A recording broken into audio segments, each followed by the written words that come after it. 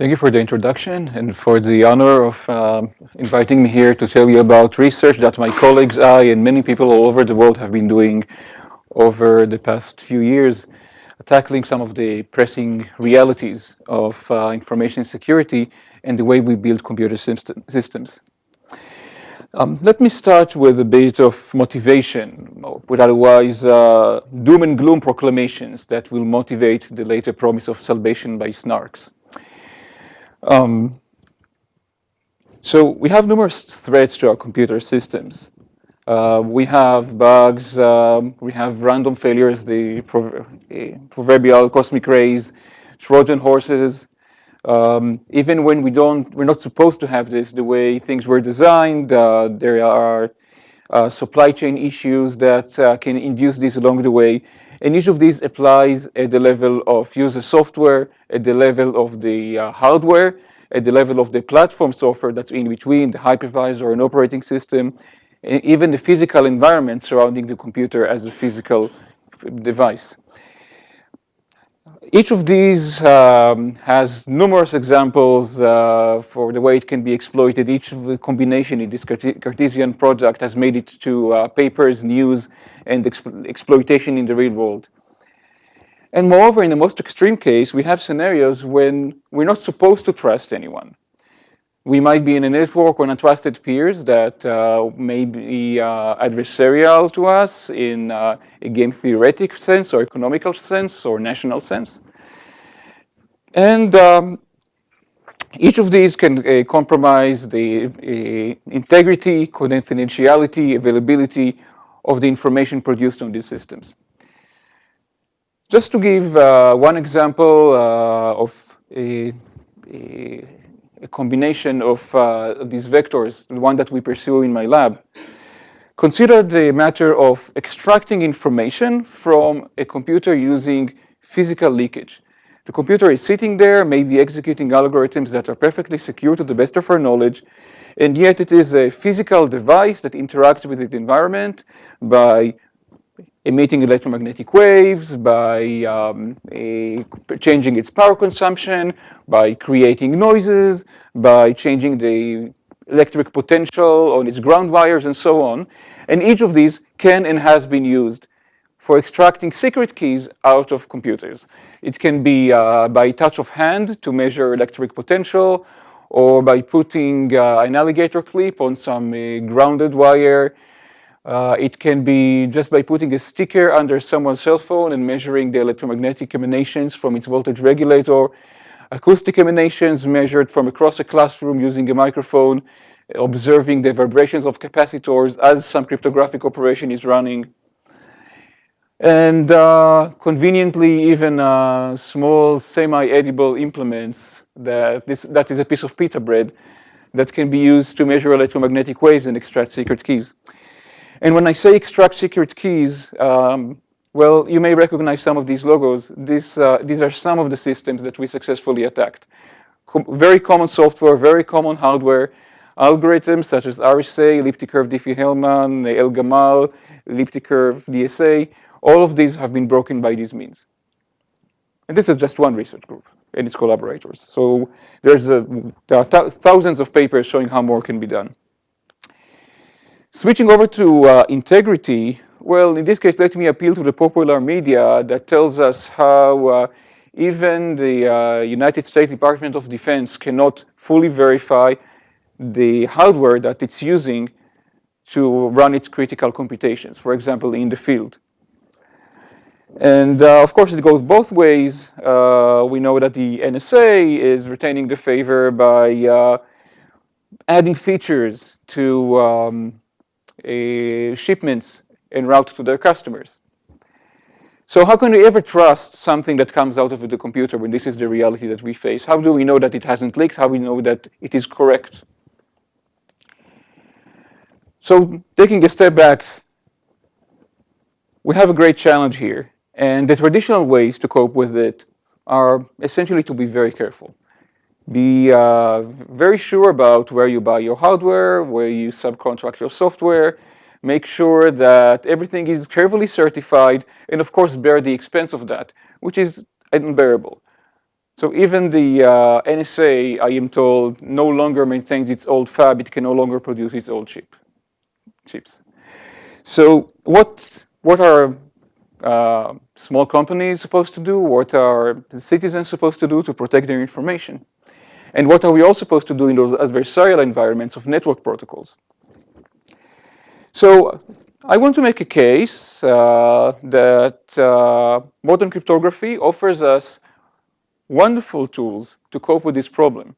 Ways by which, instead of certifying every component, we can just use the magic of modern cryptography to somehow get the properties we want a posteriori.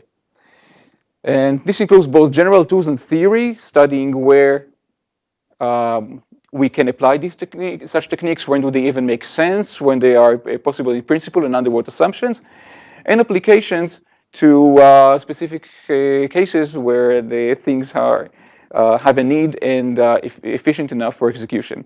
And in this talk, I will focus on the latter for the case of verifying computation. Now, the primitive I will discuss, the cryptographic primitive, is called SNARK, for Succinct Non-Interactive Argument of Knowledge. And we will dwell on the acronym in a bit, but first, very informally, this is a way to convince an untrusting party of a computational claim by sending them a proof of that claim that is short and easy to verify. Pictorially, we have a prover and a verifier. There is some computational claim expressed as the claim that some specific function run on some specific input and some additional witness input outputs some output y. The claim is that there exists such a witness for which this holds. And instead of just trusting that the claim is true, SNARKs let you produce proofs of its truth.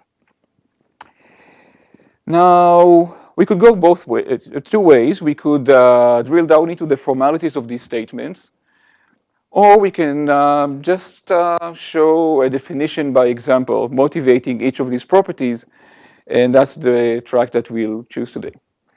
So I'm going to motivate the study of SNARKs by a system called ZeroCash, decentralized anonymous payments from Bitcoins.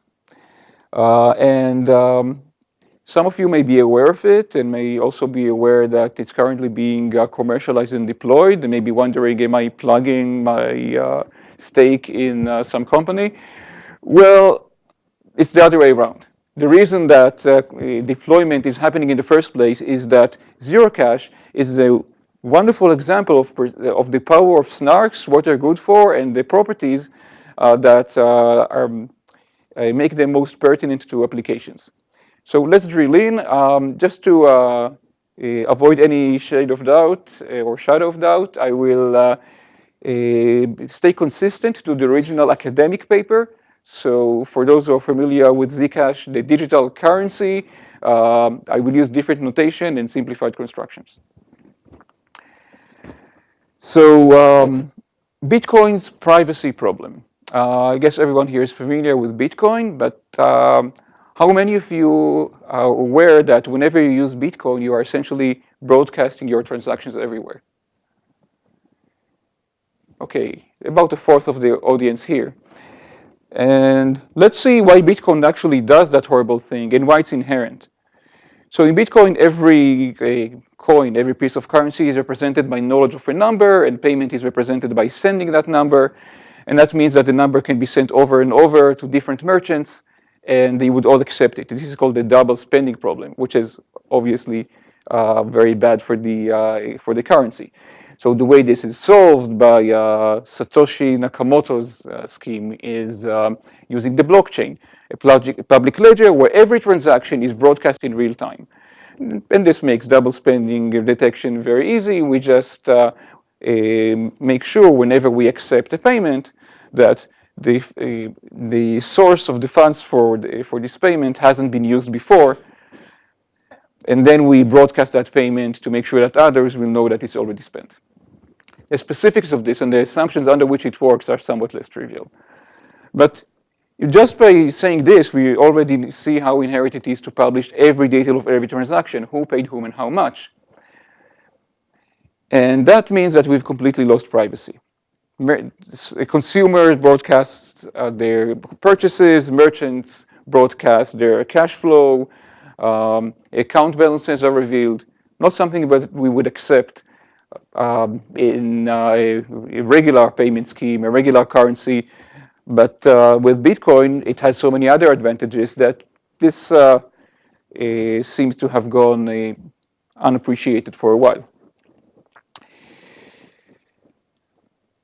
Now, those familiar with Bitcoin should object and say that it's not people's names that's written there, it's only pseudonyms or keys that they can invent.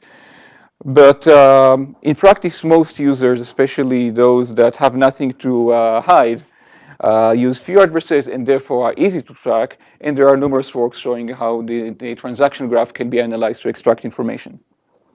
It's also a risk to the fungibility of the currency, the fact that coins can be distinguished and their history can be told, meaning they may assign different value, which undermines another fundamental tenet of currencies. So Zero Cash, the scheme I'll sketch, is a privacy-preserving protocol that provides all of the functionality of Bitcoin, but if you look at the blockchain, what you see is a bunch of meaningless values, random numbers, ciphertexts, and zero-knowledge proofs that we'll get to in a second that reveal nothing. And someone standing on the side, a third party, knows nothing about who paid whom and how much in every individual transactions. Only those involved in the transaction know its details, and of course, and essentially, they know that it's legit. And jumping ahead, but just to set the stage, the system is practical.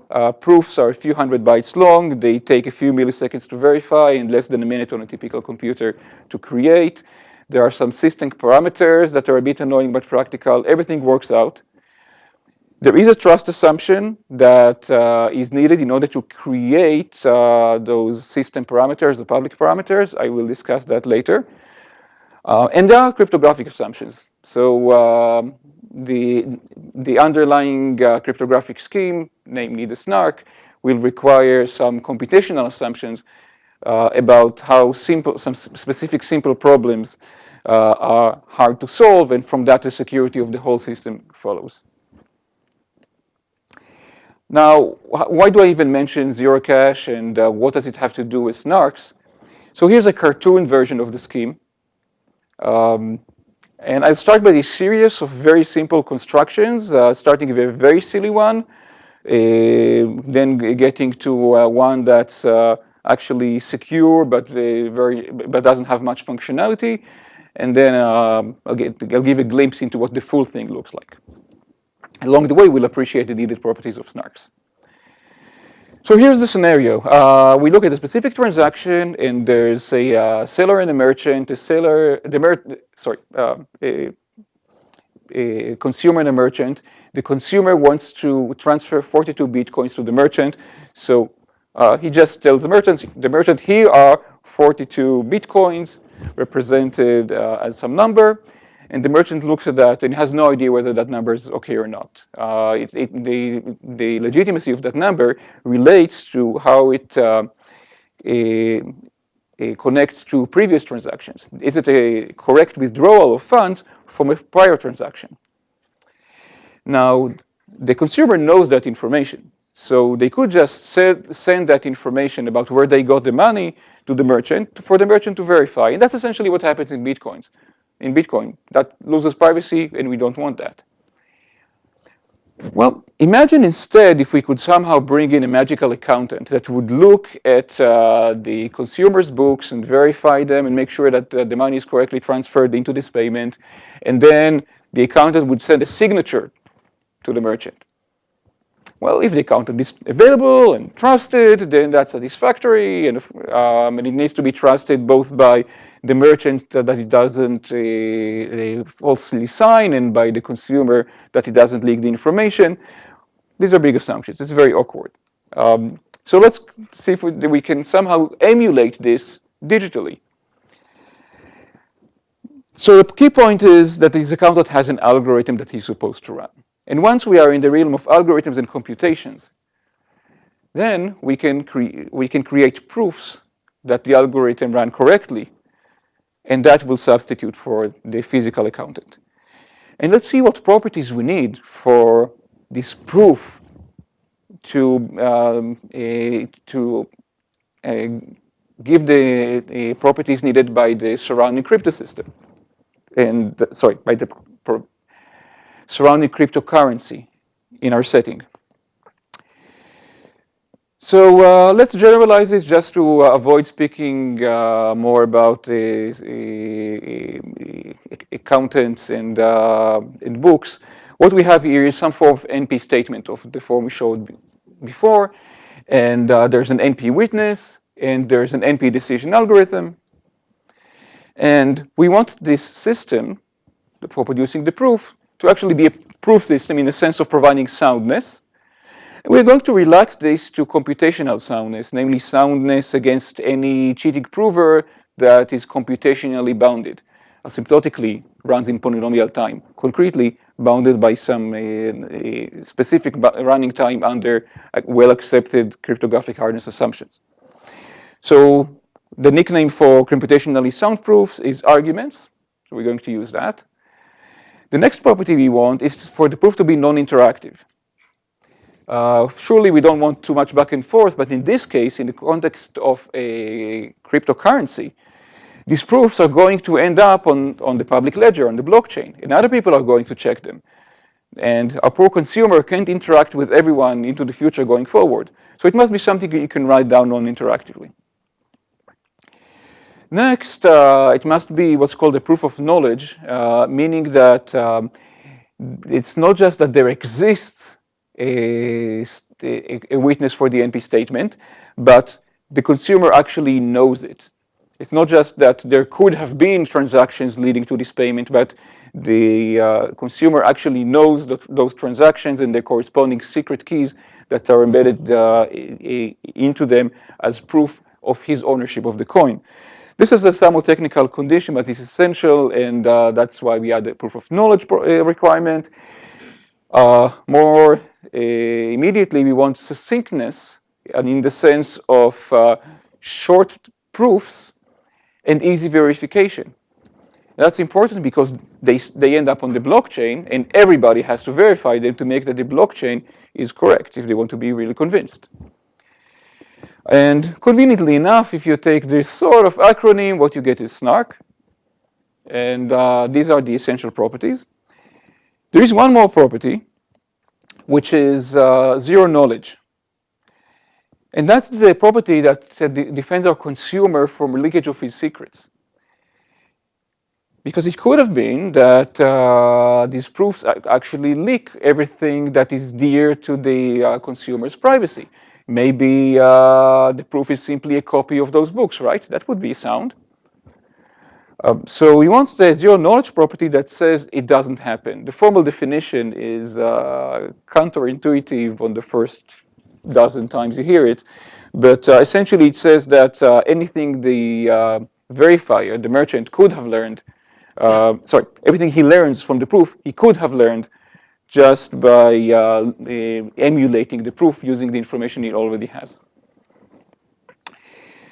So zero knowledge snarks, that's what we're after, zkSNARKs.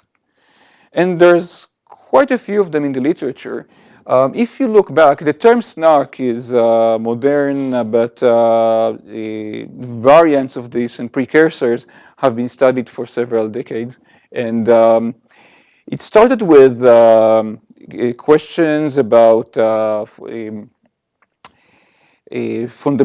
fundamental properties of computation in the theoretical sense. Can computations be summarized into short proofs in principle?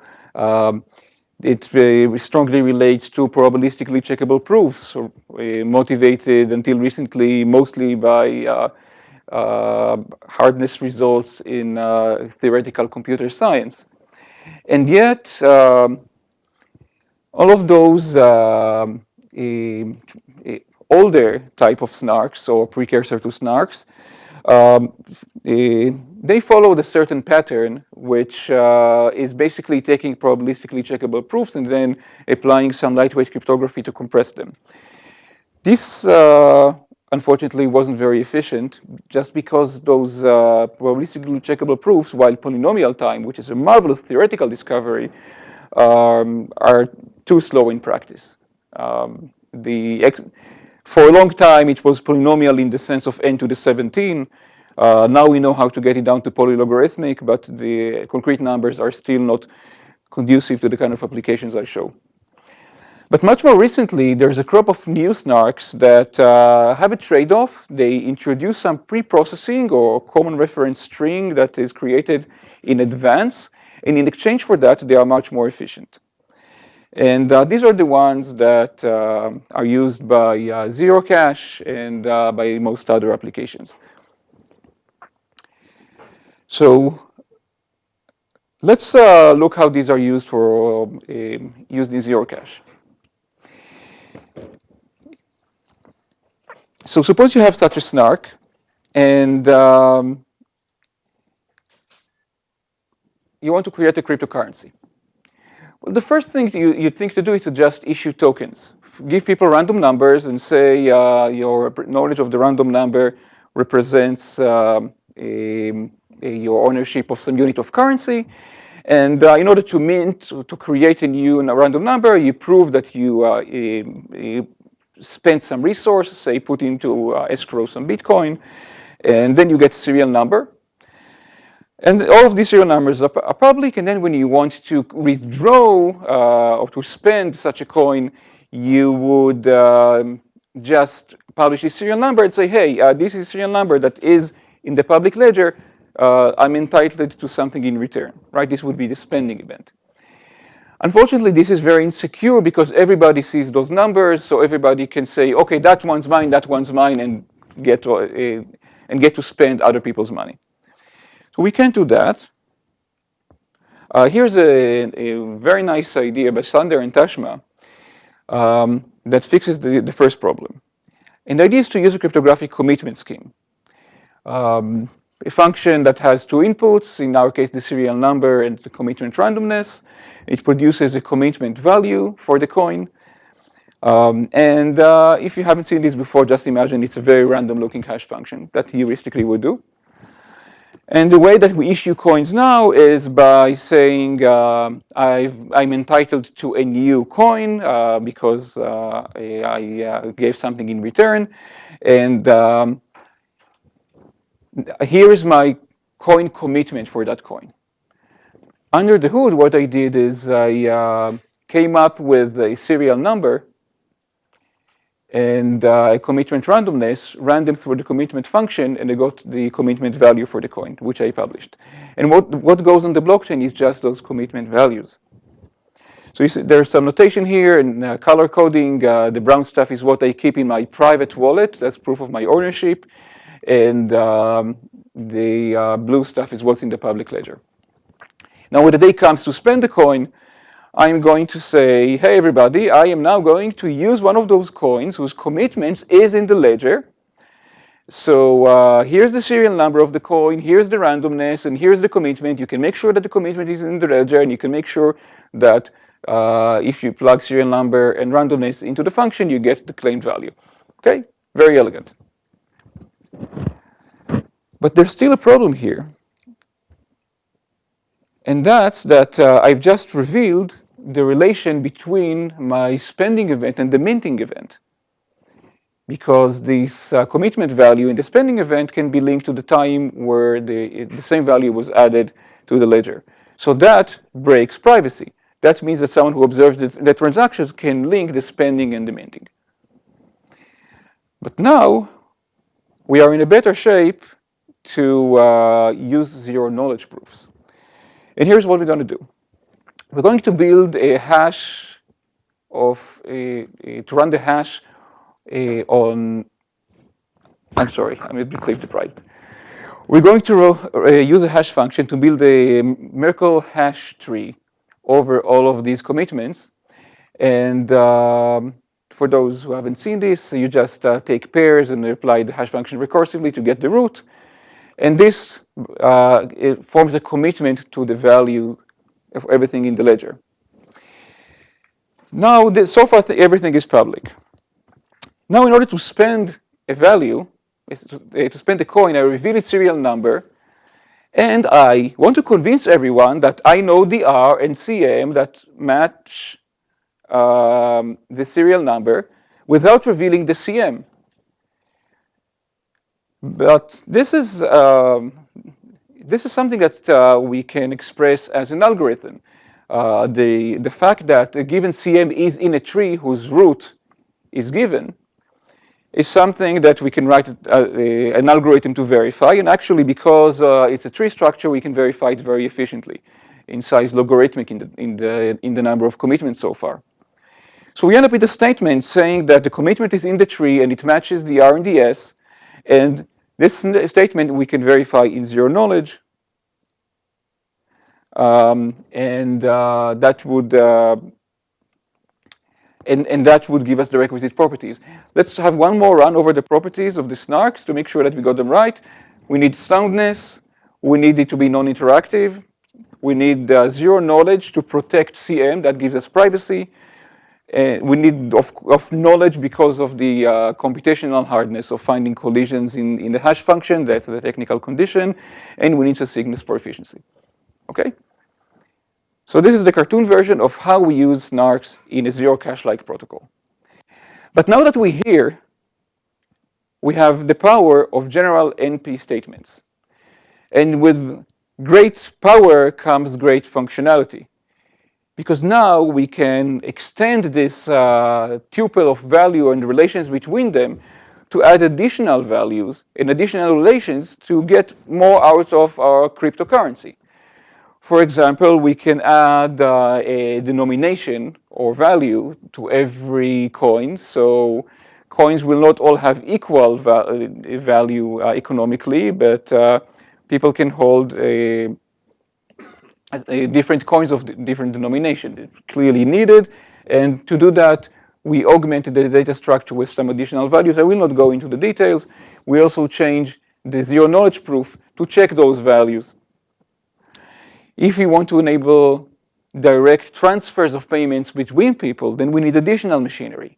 We need to be able to somehow encode a coin in a way that can be decoded only by designated recipients, and then have the recipient know that this coin is addressed to him. So, and only that recipient can then continue using that coin for a subsequent transaction. And that requires some keys to identify people. Every user would have a private key and a public key, and these keys go into a much larger tuple with additional relations. We won't go into the details. They are, you can find them all in the zero cache paper and the subsequent evolution in the zcash specification.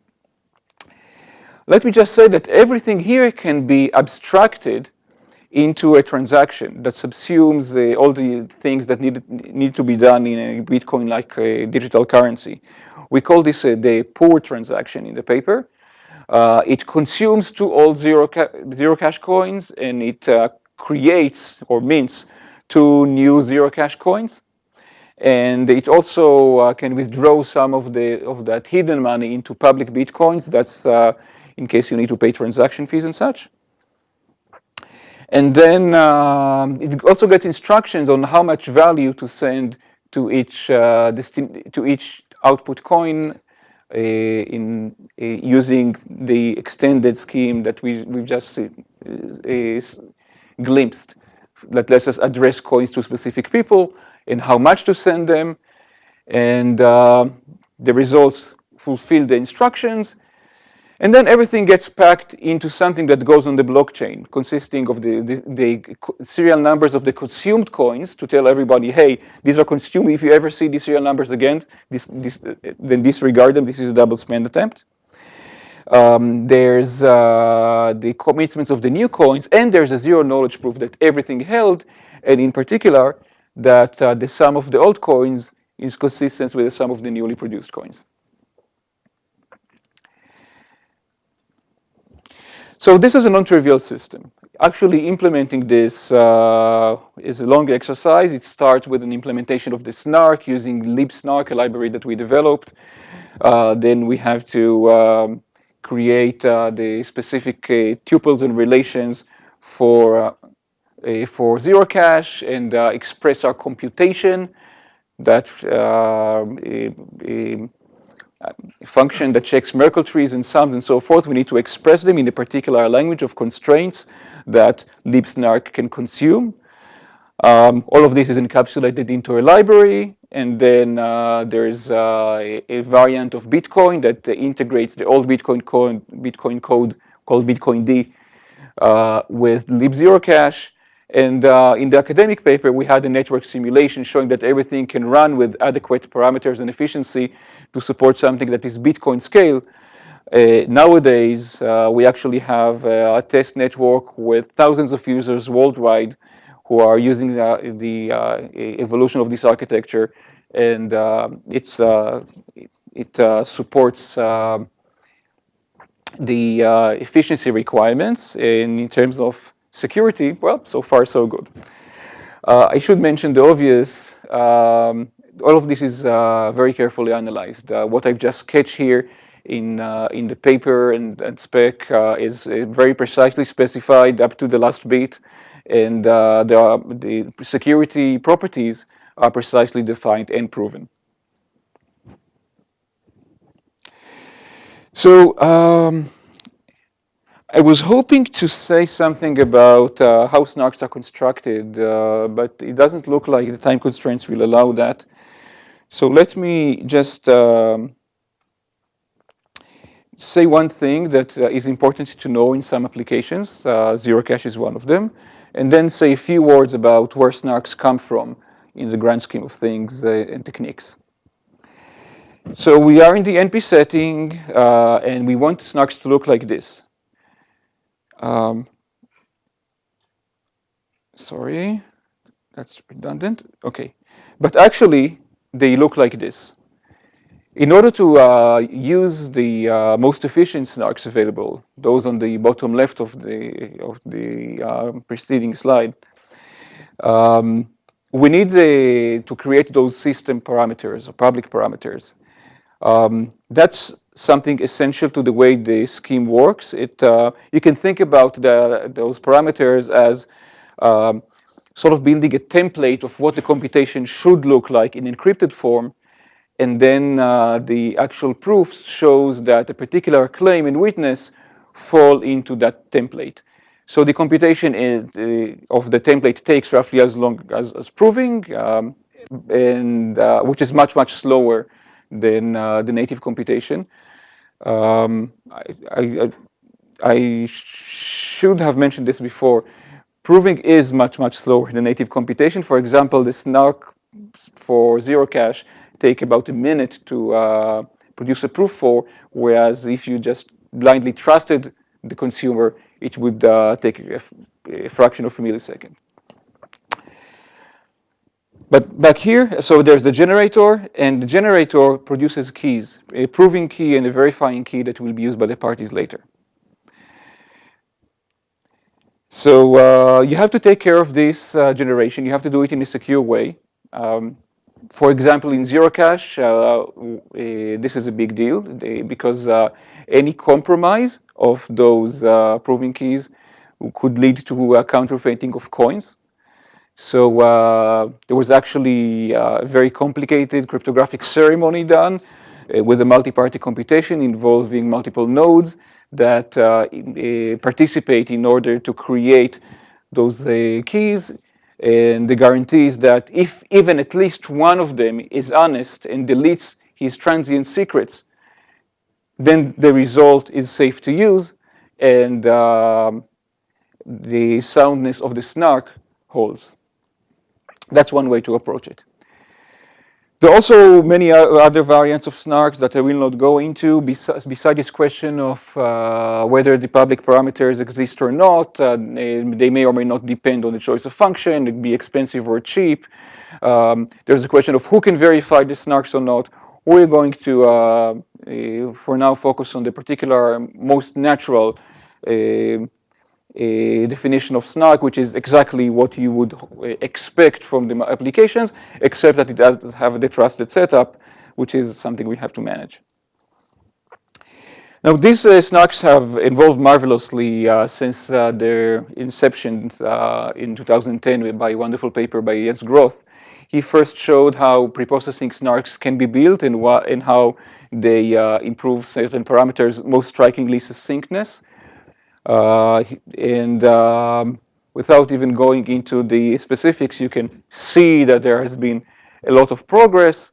The particular SNARK that is most popular nowadays because it gives the best trade-off, the one using libSNARK, is based on papers by GGPR and PGHR and their reinterpretations and tweaks, including by us. And the striking thing is that the proofs for this SNARK are just 7 or 8 field elements where the field is that of your typical elliptic curve. So a few hundred bytes. Now, showing how this works is something that I would have loved to do here. Time did not allow. Let me give you that promised glimpse. The way all of these preprocessing SNARKs work is they start with an algebraic part where they take the witness and encode it into a form that can be probabilistically checked. A form where if someone actually wrote it down and you could query it, then you could very easily make sure that the witness is a correct witness for the claim statement. And moreover, those queries are all linear functions. So the witness is encoded into a string, then a few linear queries are done by computing linear combinations of the string, and then with overwhelming probability, whenever some equations hold on the results of these queries, the computational claim is correct. But the problem is that this encoding is too big. It's bigger than the witness. So we don't want the prover to send it over. And this is where cryptography comes into the picture. We use cryptographic tools to first encode the queries so the adversaries can keep the encoded witness, the adversary being the cheating prover, can keep the encoded witness to himself. And when he gets the queries in encrypted form, they don't know what's being asked, and therefore they can't try to fool the verifier in how he answers. So we use encrypted queries to prevent adaptive choice of a false witness or false encoded witness. And then moreover, remember that the algebraic part needed linear queries, and we're going to force queries to be linear by using some additional properties of the encryption scheme. And lastly, because the queries are encrypted, necessarily the answers to the queries from the prover to the verifier are also encrypted, and that means that no one else can check them. So we're going to use pairings on elliptic curves, for which we are grateful to Dan, to let anyone publicly verify the requisite relations. How are we doing on time? Sorry? 5:30. Okay. This is what it looks like at the end of the day. If you shed away all pretense of abstraction and use a few convenient functions, it ends up being a lot of field arithmetic, expressing low-degree extensions and evaluations of polynomials on the algebraic part, and expressing that special encryption scheme on the cryptographic part. Yep.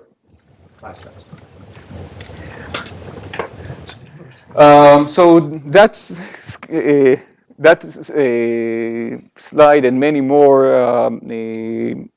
results are actually implemented nowadays in running code. We are no longer in the realm of theory. We have implementations from Microsoft, the Pinocchio and Geppetto system, Microsoft and co-authors. We have libSNARK by my co-authors and me in a virtual lab we call Skipper Lab for succinct private, succinct, succinct computational integrity and privacy. And there's even someone who took libsnark and re-implemented it in a different dialect of C++ and called it snarklib. And these are just the cryptographic backends. This is, these things consume a low-level representation of the circuits you want and apply various SNARKs to it. libsnark supports 4 or 5 SNARKs by now of this form and several more extended forms. Now, I would be happy to, but sorry? Oh, To be discussed tomorrow. Oh dear, that is a. Well, then the slide obliges. This is copy and pasted from a tutorial for sufficiently large value of tomorrow. So there are also various ways to create those programs, those functions, those constraints that we need in order to use the SNARKs. We talked about verifying Merkle trees and sums. How is that expressed? For the SNARKs, it's expressed as some bilinear constraints over variables. You can think about it as something very close to arithmetic circuit representation.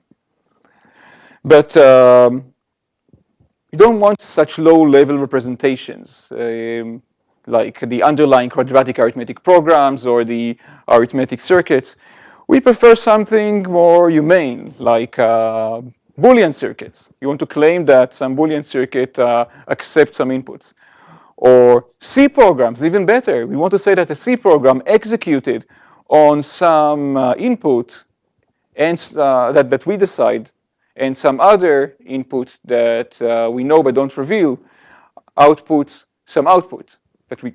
So the claim is about the function, the input that we decided, and the output, and it expresses the fact that the C program has that property according to the C language semantics. That would be convenient for programmers, but is a far cry from arithmetic circuits.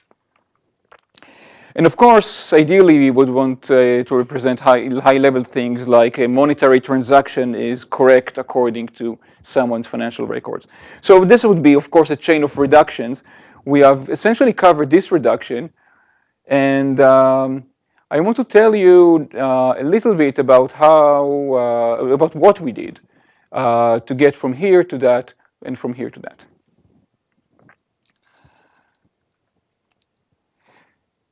So let's talk about SNARKs for general C programs. This is the progress over time. It starts with theoretical feasibility results, and fast forward many papers. We now have a SNARKs for general C program of any size, and they can run for any amount of time. And we can even have them talk to each other in the distributed computation that I'll discuss later. And it's easy to verify the results of that C program regardless of its size and running time. And this is actually implemented in working prototypes.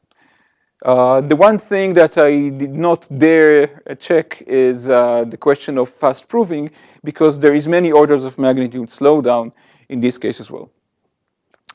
In this case, due to both the underlying SNARK and the reduction from C programs. Now, the implementation of this is a non-trivial affair that was by itself a project that started with interesting theory questions and culminated in working systems. The bottom line is that the correct execution of any C program can be verified in a few milliseconds and in a few hundred bytes. And getting this creates many questions. The biggest one of these is how to handle variable control flow and random access memory. Because if you had just a straight line program with no random access, you could just go instruction by instruction or statement by statement and translate it into arithmetic circuits. That's the approach that other systems like Pinocchio and Geppetto took. That can be a fairly tight reduction. It's a great way to do things for that class of programs. But once you have random access memory, what do? Expressing them as huge multiplexers will be horribly inefficient. What about conditional jumps, loop, and so forth? So the way we tackle the problem is by creating a compiler from C programs into assembly code of a new virtual processor that we defined called TinyRAM. And then we built circuits, arithmetic circuits, that implement a TinyRAM interpreter, conceptually similar to what you would do in a VHDL design for a new processor. And then we finished the reduction all the way down to the SNARKs.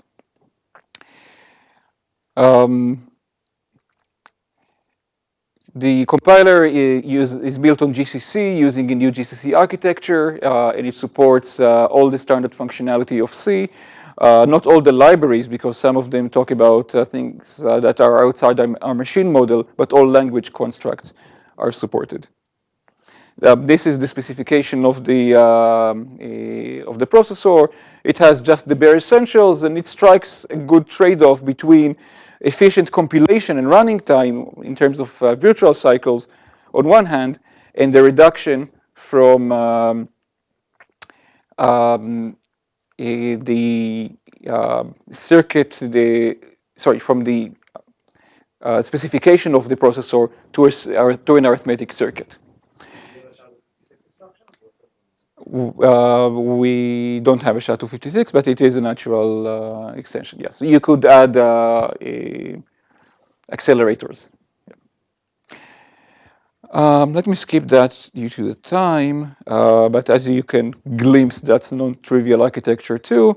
And the theoretical heart of the matter is a way to take those random accesses and somehow route them on a permutation network in order to express them as an arithmetic circuit with just local constraints. But that's tomorrow. What I would like to mention in the few remaining minutes is the generalization of SNARKs to distributed computation. Because just one node isn't enough, and part of our motivation was the fact that people talk to each other on and on. And Zero Cache, as a distributed network, sort of glues together vanilla SNARKs using a blockchain to make sure that everybody has verified all the previous SNARKs. But we could actually do this directly without a blockchain, and you get many of the properties, though not all. The idea is what we call proof-carrying data. You have a distributed computation consisting of nodes producing and consuming inputs on a directed acyclic graph of computation, and they don't trust each other at all. Right? That's the assumption we would like to make, the worst case. Our goal is not to bother making sure that they were all purchased at verified suppliers, but rather to make sure that they all produce the right result. This is what we really care about. So we're going to augment every message with a proof that this message complies with the prescribed policy of the system. And the messages can be verified locally, and moreover, every message attests that all of the history complies as well. So you don't ever have to go back. So just taking this proof tells me that this is the result of a long computation, all of whose steps are compliant.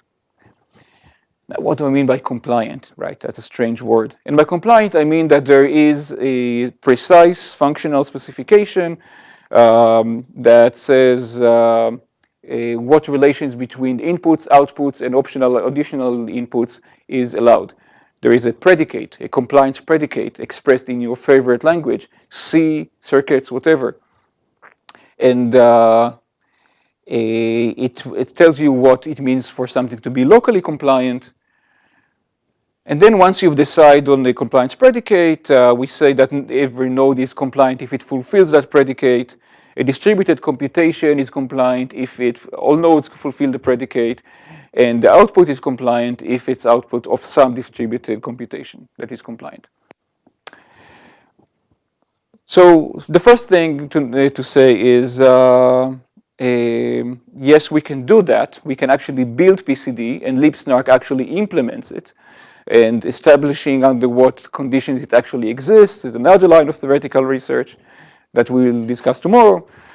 And the other question is, what is it good for? And there are many interesting examples. Like I can say, within my network, within my organization, only specific programs can run. And I want proofs of that, that every value that passes between nodes is compliant in that sense. Or my nodes are only allowed to run programs signed by the sysadmin. I can use this for MapReduce applications for cluster computing, a prototype that we build, having a fully verified MapReduce that tells you that the result of some big computation whose input there is a commitment to are the claimed ones. Think about some huge query on a medical database. You want to trust the result. You want the proof. But there's also a matter of privacy. So the proof is your knowledge, and it reveals nothing about the values except that they were on the correct database as summarized in some hash commitment. Another system that we built using PCD is for authentication of images, photographic images. You want to show that an image is authentic, indeed captured by a camera, and you want to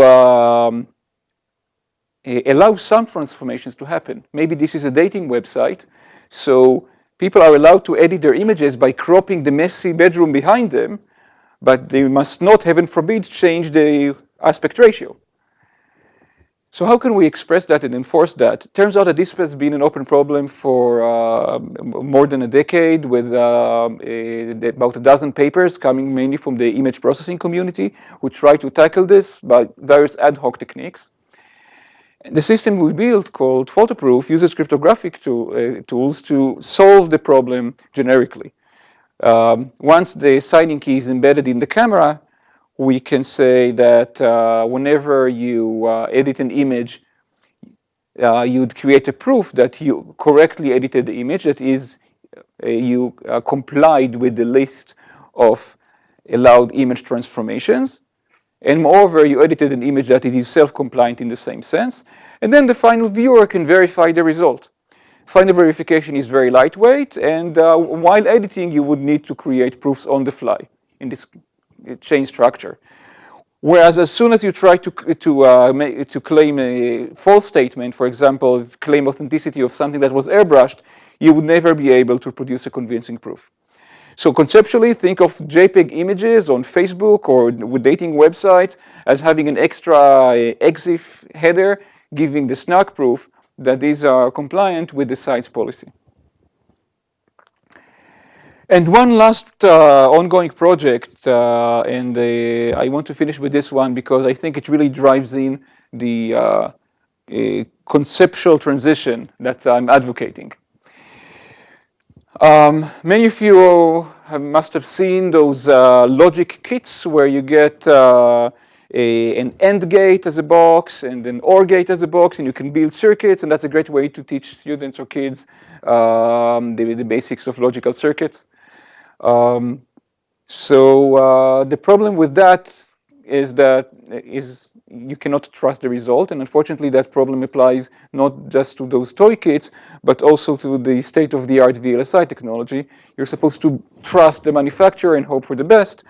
We've seen recent fascinating papers about IC Trojans and how a few errant dopant atoms in the wrong transistors can create a Trojan horse. So good luck verifying that. But imagine instead that you don't care about performance at all, and moreover, that you could create this kind of authenticated logic gates that you can wire together. You tell them, hey, you should do a secure AND, and you should do a secure NAND, and you let them run software which implements the proof-carrying data for the compliance predicate that enforces that circuit. So the compliance would say that at every point in time, the evolution of this circuit, which can have cycles and state, the evolution of this circuit maintains the invariant that every gate operated correctly and moreover operated on the inputs given by other gates who also operated correctly with respect to some specific input given to the input gates of the circuit. So this actually works. It's grossly inefficient because every gate is implemented by a cell phone in this prototype. But it clarifies the basic concept that we can do authenticated computation. We can trust results of computation. We are haggling over the price, but this is the most general thing you can imagine. This is the citation is missing. This is very new, ongoing work with my student Gilad Roth. So on this brand of cell phones, it takes on the order of a minute for of propagation delay, so to speak. Yeah, that's a strange unit for propagation delay. But it scales in the sense that if you did it by hand, then at some point in time you'd need to grab some food or run out of your lifespan, whereas this can compute indefinitely. And we expect the constants to improve. So some discussion. Clearly, we wanted to improve performance. We want to beat the do-it-by-hand barrier. This is the most extreme case that we ever built, doing the whole SNARK proof per gate. That's a huge overhead. For particular applications where we really care about performance, like zero cache, we strip away many layers of abstractions and tailor things, and then the overheads are a few orders of magnitude compared to native execution, which may be worth it when you have no alternative. There is no other known way to create, for example, cryptocurrencies or authentication schemes with the claimed properties. We want to get rid of the preprocessing and trusted setup that I alluded to. We would love to go back to the old schemes that don't have it, and we are actively working on in the lab. We have a prototype that implements that schemes, and we have an implementation of TinyRAM and the C compiler for that implementation as well without trusted processing. Unfortunately, performance is still far from the state-of-the-art preprocessing SNARKs. Yeah, some 2 weeks, but yeah. Then we are eagerly looking for applications. I mentioned just a few. There are actually by now, I think, over 10 research groups worldwide that use LeapSNARK for all sorts of applications. Many of them are in the cryptocurrency arena, but doing different things than adding privacy in the sense I described. Some are completely different, and this is very exciting to be part of facilitating such a deluge of fascinating research. And lastly, we want to help users build those applications, which raises very interesting questions in the realm of programming languages. For expressing statements, they behave strangely compared to traditional computation. For example, in a certain sense, you get non-deterministic advice for free, but you still can't trust it. And bilinear operations are the basic ingredients, so linear combinations are for free, and you want to optimize for that. So there are good questions there.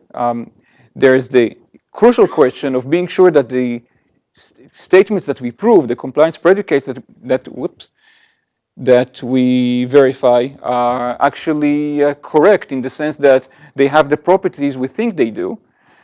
And that's a question for the formal analysis people among us.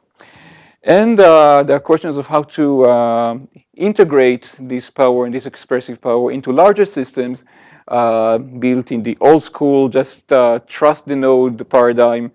And in this direction, there is ongoing work where we look at verifying that Java classes, for example, have the correct provenance according to the Java semantics which is something that you cannot trust if you just import them from a network. So I hope that I've made the case that SNARKs are a paradigm shift in security, at least in those scenarios where they are sufficiently practical. And I hope to enlist you to the effort to improve and use them. Thank you.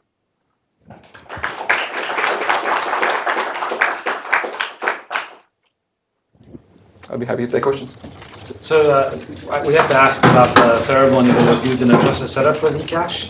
Can you say a little bit about how that was done? Many details are forthcoming, and the first of which should appear today, I believe. At the broad level, there was a committee.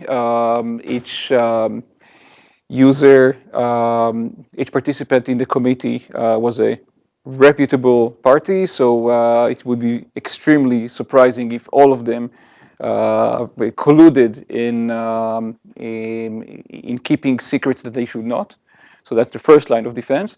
And of course, they could have been just hacked by all those vulnerabilities we enumerated at the very beginning. So we took very extreme OPSEC measures at each of these sites in order to have, for example, an air gap between the secrets and anything else, append only logs of every individual transaction, verify the code in every way that was feasible, and so forth. And all the details of that, including the code, including those logs, and the participant statements will be fully published.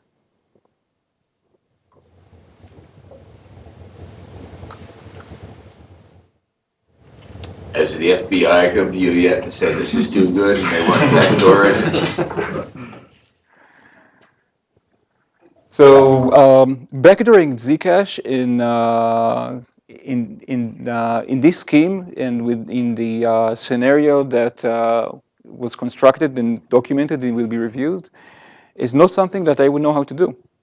All the proofs say that under certain assumptions it's infeasible, and I hope that the OPSEC of the ceremony will convince people that those assumptions were fulfilled. Can you talk about what overlap there's been so far between the verifiable computation line of research and post-quantum crypto? I've kind of heard zero cash is described as like the biggest bug bounty for crypto. The relation between quantum computing and verifiable computation, that's like Batman versus Superman, right? To spoil the fun, the battle would end very quickly in the sense that at the moment we do not have any SNARKs that are quantum resistant. Earlier I alluded to cryptographic properties that we require from that encryption scheme used to encrypt the queries in the SNARK. The only scheme that that we know of that has these properties is based on discrete log. And let me actually change my statement. There is no efficient SNARK of the preprocessing kind that is quantum resistant. If you go back to those old school SNARKs proposed by Silvio Micali and Kilian, they rely just on probabilistically checkable proofs, which is provable algebraic properties under no assumptions. And if you believe in random oracles, if you believe in very random functions, they can be quantum resistant, which I think everyone does, then that's all it needs. If you don't, then there is a more precise characterization of what's needed in the form of extractable collision-resistant hashes. And there we have a better theoretical understanding, but actually I'm not sure what's the state of the art about post-quantum extractable collision-resistant hashes. That's a great question. How do you prevent double spending? Are you claiming that you can prevent double spending without multiple confirmations? So the double spending mechanism in zero cash has similar properties to that of Bitcoin, in the sense that whenever the output of the transaction is consumed, it should never be consumed again. This is written in the ledger. It's written in a different way. In our case, it would be the serial number, right? But once it's written, everyone who sees that ledger will know that it's a double spend. So the remaining question is, does everyone see the same ledger, which is the question of the distributed consensus layer of Bitcoin, and that is nearly orthogonal to the one we've been discussing. Okay, so basically there's no improvement over Bitcoin in that area. There is none. Okay.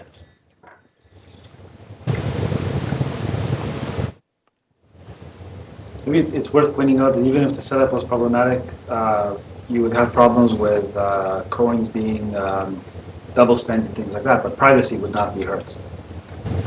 Right, that's an important point. Thank you, Dan.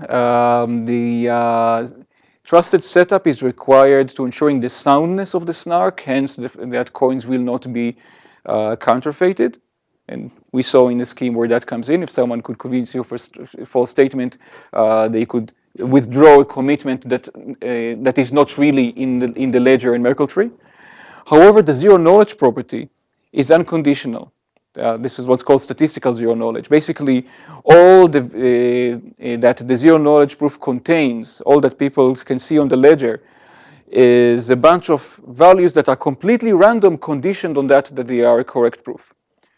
So there's no further information to learn except that the proof is correct. Isn't that an answer to my question? You could backdoor the setup process, presumably. So if a three-letter agency were interested in violating the privacy of users rather than stealing all their money, then the proofs say they can't do that. Also, if the initialization process was backdoored, you wouldn't be able to detect it because there isn't enough information in the public ledger to do that. Right. The verification of the trusted setup ceremony is completely independent of the ledger. We use old school mechanisms to convince people of what went on, like having surveillance cameras at the nodes that participated in the ceremony running around the clock, having journalists on site reviewing everything, taking hash chains of everything that goes on and posting them on Twitter, as some of you may have noticed. Yes, these are out-of-band channels, but in conjunction, they would be extremely hard to fake.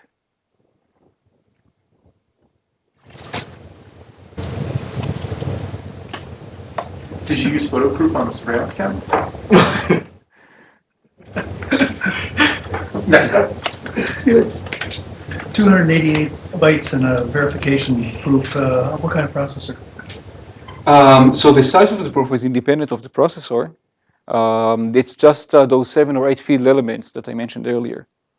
It's only a function of which SNARK construction you use and what security parameters you choose in terms of the assumptions on the hardness of discrete log in the underlying curve and so forth. I understand that, but I mean, in order to come up with a specific number like that, it must have been a specific processor. Okay, so the number that does require that is the running time. So the numbers I gave were for different architectures. Let's see. For the for zero cache, creating the proof takes under a minute on a typical desktop CPU, and for the for the variant of TinyRAM that can run forever without a memory blowup. That's the best case on the bottom line. The performance is about 1/10 of a hertz, one cycle every 10 minutes. Sorry, every 10 seconds on a typical server processor. For the even more extreme, more wasteful version of using cell phones, those were Meizu MX5 phones. But the bottom line is that when the computation is simple enough, when you've managed to distill your security property into a small, simple specification, as in zero cache, then the running times are typically on the order of seconds or minutes on regular processors. If you do something with higher level of abstraction, you lose orders of magnitude. And if you do something that is more heavyweight in the input size, like the image processing of photoproof, then you would, the running time would be commensurate to that. But for photoproof for small images, it is on the order of minutes or tens of minutes. That's something you'd run in the background. I'll be happy to give more specific numbers for any specific scenario.